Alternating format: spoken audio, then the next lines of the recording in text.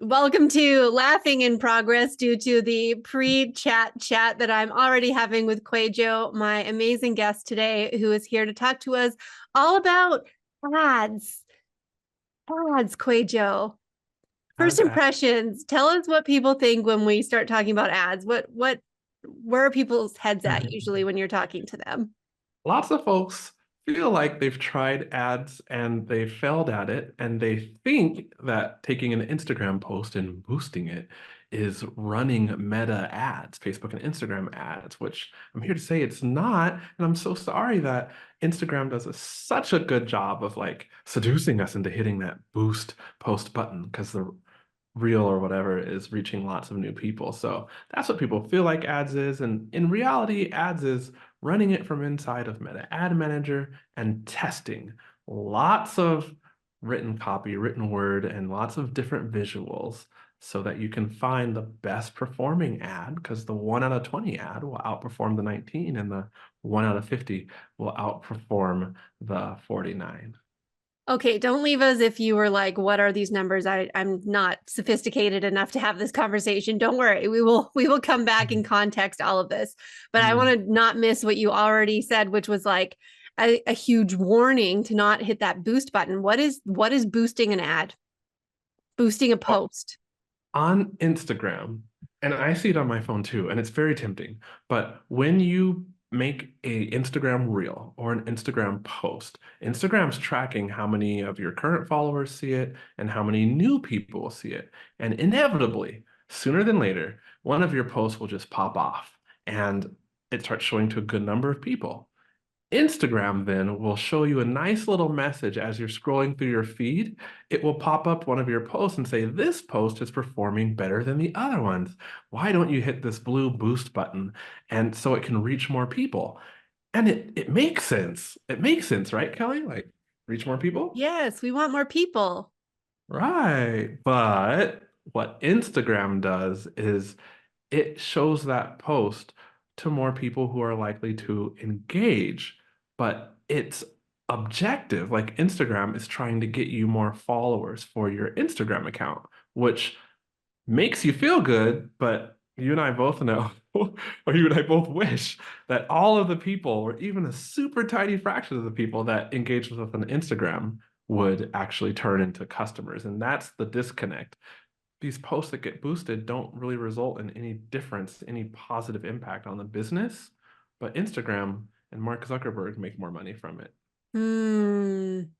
Ooh, that's such a like a helpful hot tip right off the start of this conversation. And correct me if I'm wrong. I was also under the impression that boosting ads, or sorry, I keep saying ads. I don't mean that. Boosting posts also was more like a in the moment experience. So it was going to show it to more people who are currently online. Like, or does it drip out? Is it more like a like it's here now? Whoever's here now, see it. The first. So if somebody's online, then they'll see your post as a sponsored post, I believe, Hmm. um, in the various placements for by placements. I mean, they could see it. Usually they'll see it as they're scrolling through their feed, like scrolling through different reels, or they'll see it as they're swiping through Instagram stories. In addition to seeing it on their Instagram like profile, when you hit that magnifying glass at the bottom left of your cell phone, and you can kind of swipe through and see different little bits of video, they'll see it there too. Hmm. Yeah. Okay, so where was I going to go with this? So I think people can easily feel like this makes sense if I'm putting the effort in already to post on social media and I'm trying to get engagement and I'm committing to like focusing on social media as a visibility strategy. It seems like this idea of boosting posts might be a great next step into ads, and you're saying, avoid that. Right. Let's So I'm like, lots of people that are listening, like are moms, right? That so I'm assuming we've all dated before. Like if you just boost an Instagram post, it's kind of like blindly walking through, your downtown or into your favorite cafe, like closing your eyes and hoping to meet the right person. There's not so much direction there. Or maybe the kind of person that you're interested in, but you decide rather than, talking to folks and getting to know the person who I'm interested in, I'm just going to talk to anybody.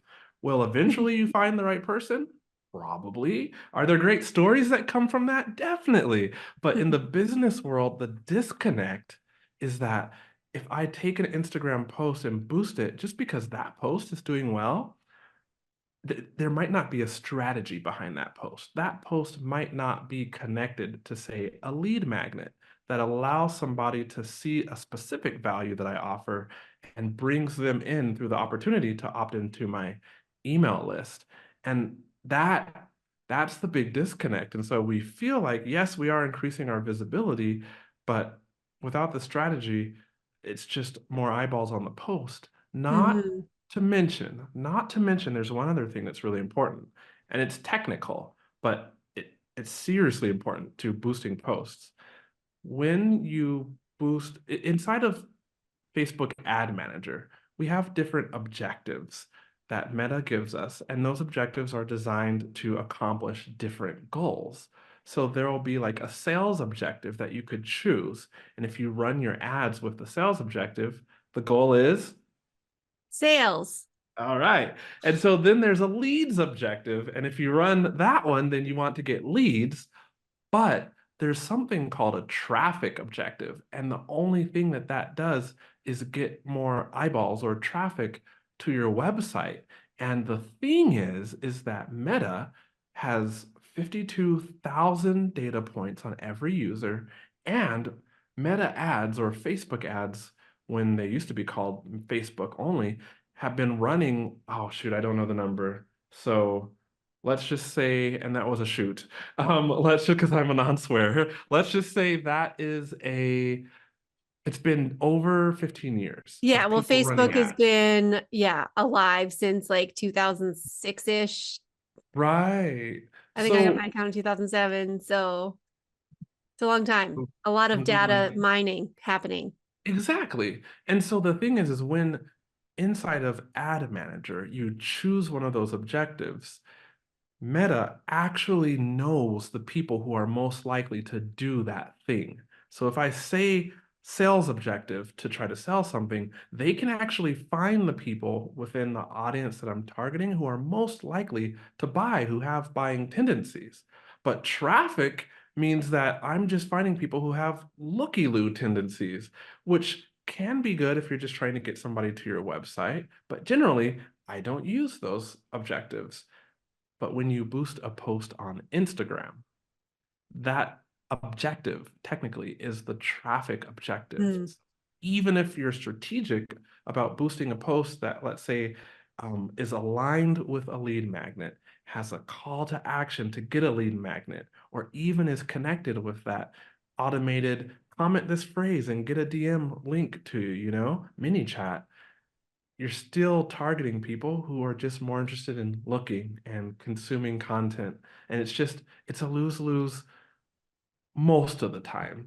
Yeah, I can totally see that. Plus, I'm actually thinking of my most recent like best performing post that I Mhm. had that recommendation pop up on. It was literally like a 3-second reel that had the audio of, oh, I didn't need whatever. I just needed and it was like 4 clips from my summer vacation that had nothing to do with anything that I do, but it was like the best performing reel that I had in a while. Maybe it was trending audio. Maybe it was because I hadn't posted in a long time and it was like, oh, Instagram wants me to like them again. So they're showing me to people.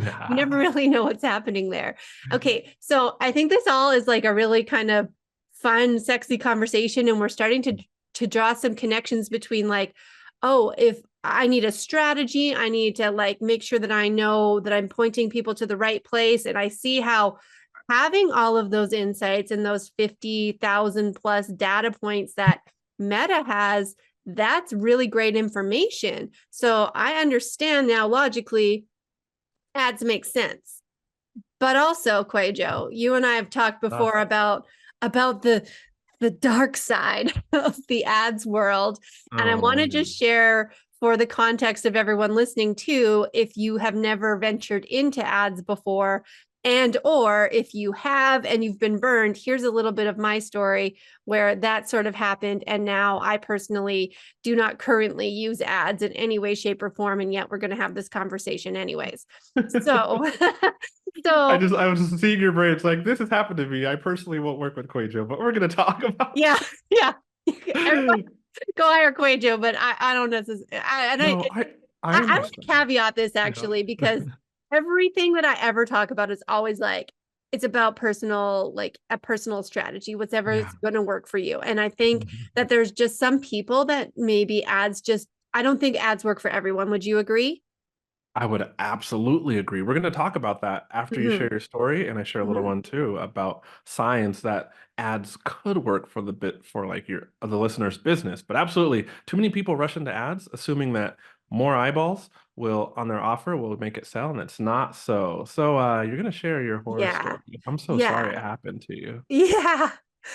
I'm going to keep it short. We're going to keep the short highlight version of the story, but essentially I subscribe to this idea because logically again it makes sense that if you are able to get an offer in front of the right people and you have the tools to help get it in front of the right people because Meta is very aware of who those people might be, but there's just a lot of factors in actually figuring out like the audience and the objectives and your copy headline and all these pieces that you don't really know when you kind of go, yay, let's do ads because my if I sell something that's cheap and it pays for my ads, then I'm basically getting in my mind paid market research, paid do people like this idea?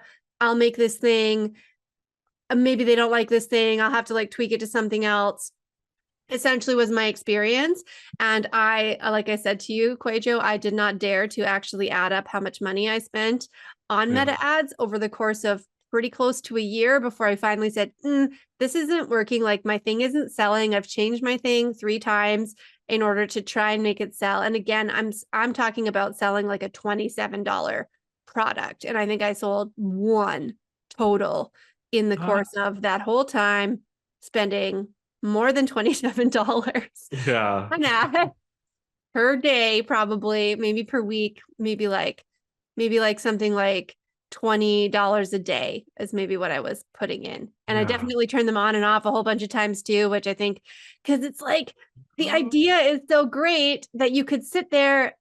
I literally remember the first timing of this is like I'm going to launch my Facebook ads and I'm going on vacation and I'm going to sit and I'm going to look at the lake and I'm going to like make money while I'm looking at the lake. Ah, bless little naive Kelly. Would have made more money if we had just like taken that ignorance tax that you and me, I've paid it too, and just invested that into Facebook stock earlier on. Oh my gosh, yes. So that's what I was doing. But instead of making money looking at the lake, I was stressing out about how much money I was spending while I was sitting on a boat. And I decided to not do that anymore. And then I Yeah. did it again. I took it away and I did it again. I took it away. And so basically, what I gathered from this, and I think where we're going to go is that there are certain times to use ads and there are certain times not to. And the Mm, time not to, based on my experience, is when you don't know if your thing already sells. yes, I agree. That's what I've seen. Hmm. You're not alone. I, when I lived in China for 12 years. And I remember sitting inside of a cafe. Sorry, it was a Mediterranean restaurant. And I was with my wife eating like that flatbread called naan. Really, really good. Dipping it into hummus. And there's like these two Russian girls several tables over. And they start like looking my way and giggling. Not in the way you think, but they're like about to approach me. And I know what's happening because I've been there. And the context is I had this business that I taught people how to learn Mandarin Chinese, right? But my wife has never experienced the celebrity factor. And so these girls come over and they want to take a selfie with me, and I introduce them to my wife. And the reason this was happening, it was like what was happening? I was like almost Hollywood B-lister famous in China among expats, people who weren't Chinese, because I was incorrectly boosting my best performing Instagram posts. And so because China's like blocked off from all the Western internets and all the cool things. That's Um, right. right? So Facebook, Instagram is like a marketplace. You're bidding for space on people's feed. So when they scroll, they see you, and no businesses from the West are really marketing on Facebook, Meta, Instagram to China. So I was getting views on the cheap. So it was great for my ego and great for the popularity.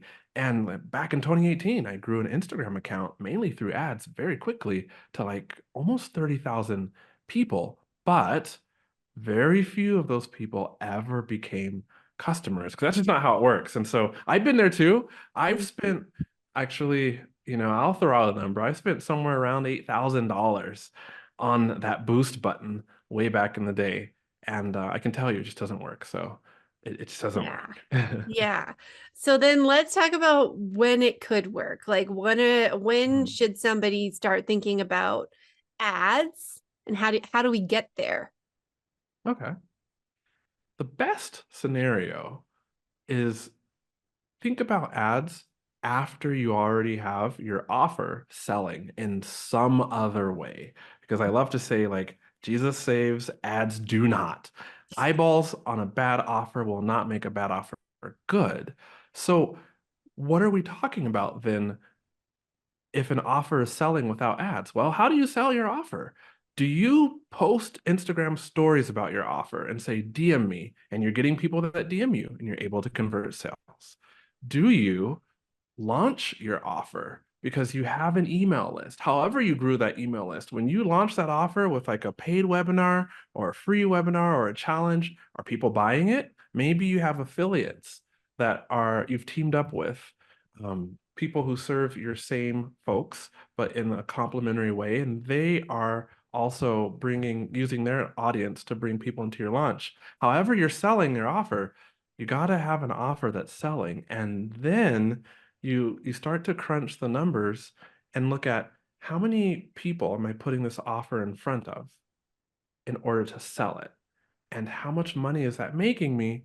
And then you start backing down that total revenue to like the number of leads that people that you're getting. What do I mean? I mean, let's say I have an email list of 500 people, 1,000 people would work better, right? And every month I email them with an invite to join my $200 program. So like in a simple, super simple world, I email 1,000 people, and out of those 1,000 people, let's just say 10 people join. Actually, you and I would love those numbers, Yeah, but that's let's huge. say let's say you have a super engaged email list and 10 people join for a $200 course. Well, then I just made 200 times 10, $2,000, right? And so I would say that each of the 10 people that joined paid me $200. I got $2,000. And in a perfect scenario, I could say that I've made $2,000 because I had 1,000 people on my email. Now, I know like not everybody opens an email, but let's just say they all open it so that I can take 2,000 and divide that by 1,000. And because I'm typing it on my calculator so I don't make a dumb mistake, that's $2 per lead. And so now I have like just this number that says the people on my email list are worth $2. I email them every month and I make $2 for that email or email series. What I'm getting at is you kind of got to get an idea of how much your leads are worth, how much revenue can be generated, because when you pay for Facebook ads, they do cost. And the concept here is that if you're already getting profit, then hopefully your profit can pay for Facebook ads, and then you can bring in more leads and convert those leads into satisfied buyers in a profitable way. And so how does this equation that you just did Mhm. relate to conversion rate? Because your conversion rate is the number of people who purchase out of the number of people who see the thing, Yeah, right? yeah. And then your so that's what's 10 out of 1,000. 10 out of 1,000 is 1%. 1%, That's 10%. 1%, right? And that's like a pretty Sure. good number standardly. Did we just do that math right on our heads? I would be proud of us. 10 divided by 1,000. Maybe you can hear me typing. It is 1%. Um, 1%. got it So right. we have Yeah. a 1% conversion on this offer, assuming Yeah. that 1,000 people saw it and 10 people bought it. Yeah. And then you're saying we're figuring out what the cost per lead is, or not the cost per lead, The but the earnings per value. lead. Yeah, yeah, the earnings per lead, the value. And I Okay. and I I oversimplified. And those numbers are extremely rosy, right? Like no Yes. one's going to email 1,000 people on their list and they'll all see it. Open rates are like 30%. So you Right. email your list of 1,000 and you got 300 people see 300 it. people that see it. And then click-through rates are like Few people see it. 1%, 1 to 2%, let's say 2%. So 300 people saw it and 2% of 300 actually clicked through to the sales page. And the numbers, I don't want to cast gloom on this Yeah, yeah. conversation. This math is not making this pretty right now. It's not, but that's why we want to grow an email list. And to bring the conversation back to ads, that's why many folks will want to start running ads to their lead magnet to grow their email list. Hmm. And then further down the line, they're going to launch and they have warm leads that can join the launch and hopefully end up working with them. But before you do that, you do want to make sure you have a program and offer that's selling. Right. So Yeah. what I'm hearing you say is there's two things here. Step one is you said start using ads only after you are selling your offer some other way, And whatever selling way it this is. well. Yes, you're profiting now from your offer. So you've already got a profitable offer, right? Yeah. And then step two is not necessarily to sell the offer directly through ads, but to get people onto your email list through ads. Good point. Good point. Is that what you're Never. saying? Yes. I just hopped off of a discovery call with a lady either yesterday or the day before at the time we're recording this, which for me and you is right now. And her, she wasn't the best fit for ads management. Why? Although her Instagram account was at like 121,000 people, I always ask questions, you know? First question is does your funnel convert? As in, does your offer sell on the back end of a whatever funnel? And when I say funnel, it could be lead magnet to email list to a direct offer to come into your program. It could be lead magnet to email list. And then you do like a challenge or a webinar or a paid workshop and you offer your program off the back end of that. But whatever the funnel is, like I always ask, how's your funnel converting? And she had said that, well, this is a brand new offer. And I'm like, oh, brand new offer. So again, there's that thing where we're hoping because we might have a big following and we might know our audience and have a brand new offer, but it's just not tested. And so, Right. yeah, you don't want to run ads to something directly unless that thing is, under $60. Right. You can try running ads to it, but that is a very difficult, very tall task, a tall order to fulfill. Right. Yeah. And not to say that some people aren't doing it well, because that for sure they are. And those people are the people whose programs I took did not succeed myself at, but that's fine. So then I want to ask you, what are some tips that you have around helping to validate that offer, like helping to get the sales going before the ads necessarily start? Well, that's a good question. If a listener has an offer in their mind, don't do what I did, which is I had a huge audience. I had thousands of people. I grew my YouTube channel for teaching Chinese to like 20,000 folks. And I figured with all those folks there, plus all the Instagram folks that were loving my content, I was just going to make a course and it would sell like hotcakes. So, because I had a day job teaching at an international school, I waited until the summer and I spent hours. I mean, I had sentences forming on the screen and Chinese characters floating, symbols, if you will, but they're really characters floating around and falling into place with different colors to explain all the practical things that frustrate people, like how to order food in a restaurant. I mean, this course was brilliant. And then when I sold it in the fall after school came back, well, I sold the crickets. I may have sold like two or three, and I easily was spending 20 plus hours, maybe more. My wife will probably say more in front of the computer screen, like every week for the whole Like summer. So like building the course, building the creating all the course. marketing, making a Yeah. sales, doing all the things, putting all the pieces. silently in the background together. Is that what I'm hearing you say? Mm-hmm. Yeah, Yep. been there. Blood, sweat, and tears, and software shutting down, and videos being deleted. And yeah, so don't do that, please, because if you want to have an offer that sells, the best way to do it is to pre-sell that thing. And you don't need anything to pre-sell except for these three things. Two P's. Actually, there's four P's.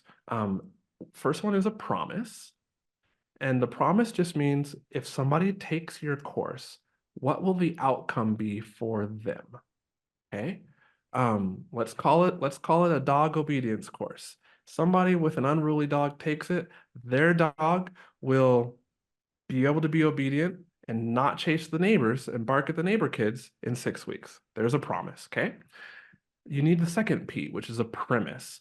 A premise is just, I like to call it an arguable statement, one where you, Kelly, could say, I don't know if that's true. That's a pretty big claim. And so these are things like, this is the quickest way to get your dog obedient, in the world. Mhm. All right. Like, In this the is the world. best way, the only way to get your dog obedient without losing sleep at night or whatever, but make a premise that you can argue, that somebody would argue with about, right? So you got those two P's.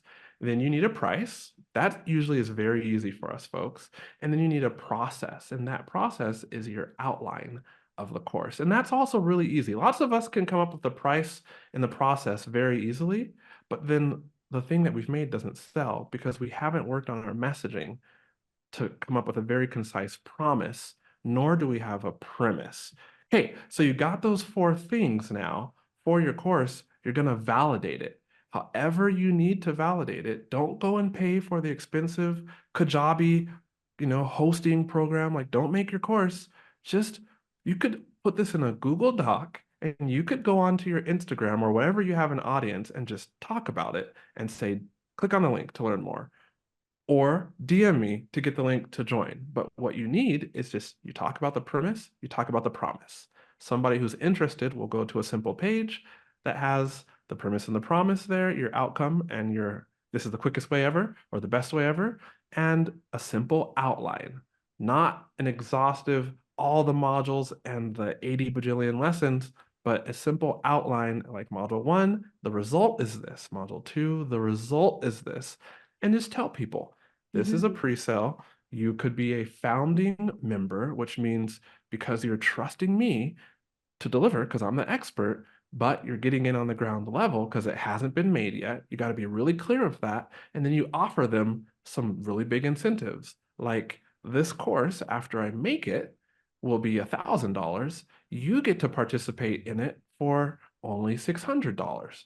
Dang, that's a big discount. All right. Plus, when I make it, it will be fully DIY because it'll be so good with all my instruction. But for you, we're going to go through this course live and you get live access to me over the next 8 weeks and so on and so forth. But those are the basics. And then you just Mhm. tell them, we're going to start this course when I get to 20 registrants, 20 founding members.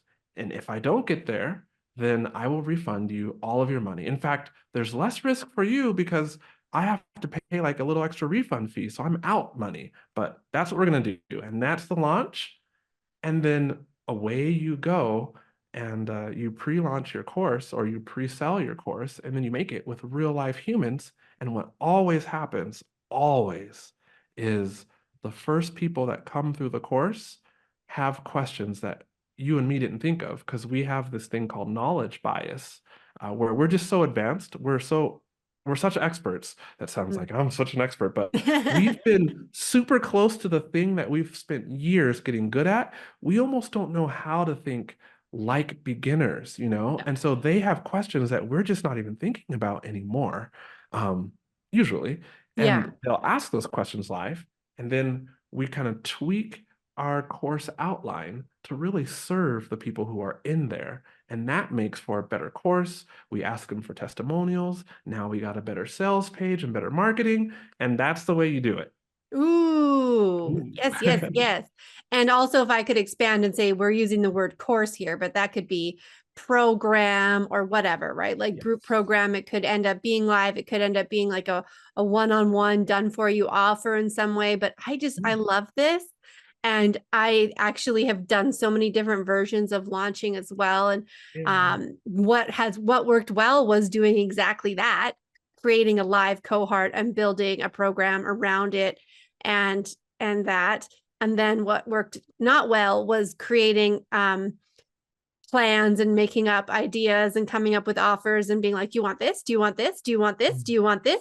And nobody ever had asked me for it. So, of course, they didn't want it. So now I'm back into a space of being like, listening to whoever's there and wants to connect. And it's so interesting that we're having this conversation right now because just earlier this week, I had a discovery call with someone where I did basically pitch a non existent program to her. I was like, Oh, this is what it would be like. And like, would you like something like this? It was like a semi market research call, semi pitch. And I was like, do you want to join my program that doesn't exist? And she said, yes.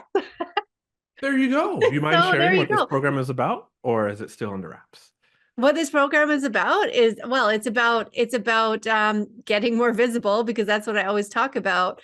But I think what's different about this is that I want it to be a very hands-on, like learn to do by doing experience. And so maybe by the time this airs, it'll be a real thing that people can get. And if it is, I'll make sure that, we've talked about it lots. There'll probably be ads in this podcast talking about it, etc. But the idea is that you get a customized visibility strategy and then the support with implementing that strategy over the course of probably 90 days. So Yeah. we would come together, we would collaborate, you would get to meet other people who are collaborating together. And again, I think some people too get scared. We're going off on a tangent, but I like it. I hope it's okay. Sure. Um, uh, some people get scared about the idea of launching a group program if they don't have a group, right? But like you said, Yeah. it starts when there's a group. So now I'm going to hustle my buns to make there be more of a group. And I'm also going to offer some incentives for people who are, the people who have said, yes, I'm in at the founders rate. And I'm going to give you like bonuses if you bring some friends to my group, Mhm. right? Like Mhm. let's stop thinking we have to have all these complicated sales processes all the time and Mm. or that we have to build everything before we sell it. But like in the end, we need to create something that works for people who want it, and then we deliver and make it amazing. And then once that's done, the next version of it is going to be 10 Yeah. times better.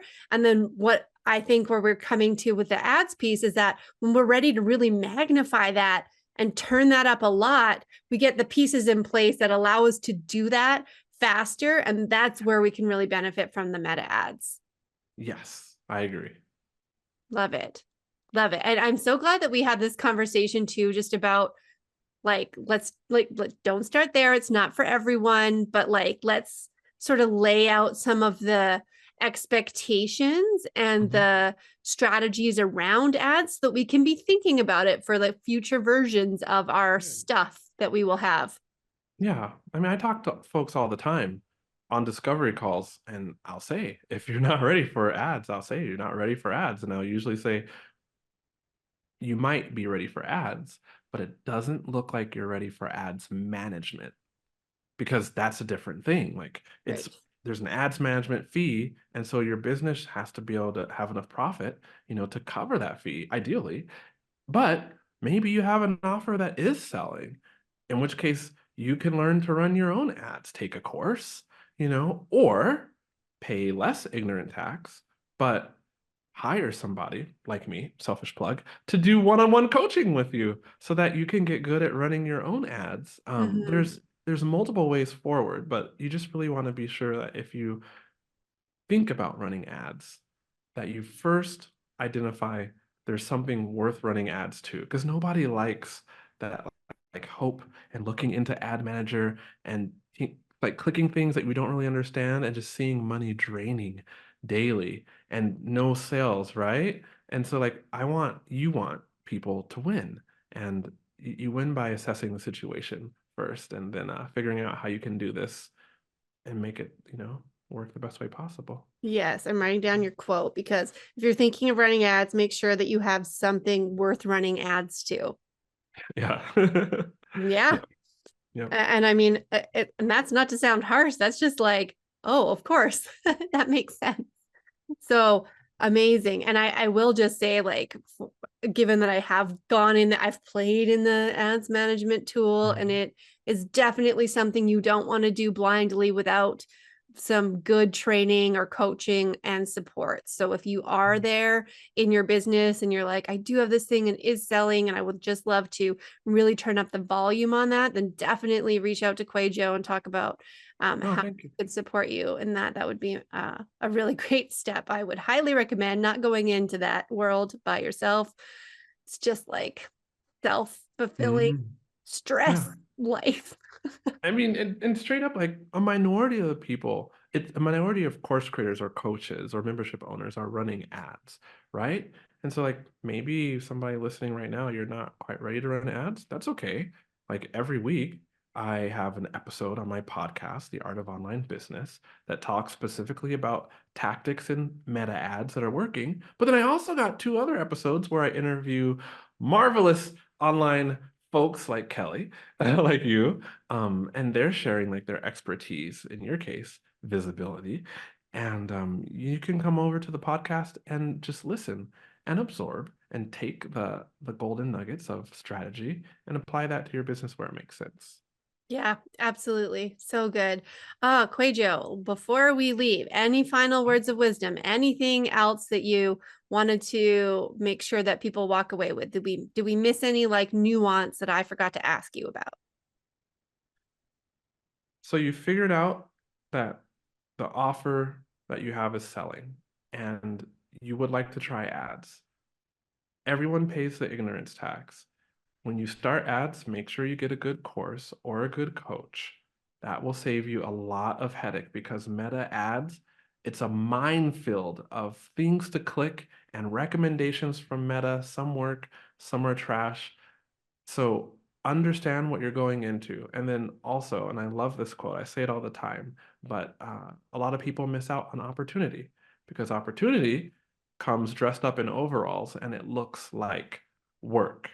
Understand that ads, many of them fail because you have to test different ads. You have to test different messaging, different words, different ad creative. And as long as you know that I'm going to do some testing and it's not all going to work, but if I keep testing, then I'll get to the right messaging, to the right ad creative. Then you got a perspective that will allow you to succeed. That's such a good point. And it's again, there is no easy button in business or life. So it's just about what you want to work on next. If there is an easy button, it's probably blue and it says boost and it's on Instagram and don't push Oh. it. Don't fall for the blue easy button. No, don't. Amazing. Kwadwo is at the Art of Online Business podcast. And where else do you want people to come and hang out with you? I love talking to people in the DMs. So you can DM me at Quajo, how it sounds, Quayjo, Quajo on Instagram. And I will respond because I like hanging out with people and chit-chatting. Yes, I can attest to that because that's exactly how we first started having a conversation. And so we've met online. We've had now we had a separate networking call. We've had this podcast interview. Yeah. We're going to meet in person soon. And then I'm going to be on your show in the next little while. So yay for collabs, yay for new friends online from all over the world. And thank you so much for being with us today. Absolutely my pleasure. Thank you. It's an honor to be on your podcast, Kelly. Okay, bye for now, everybody.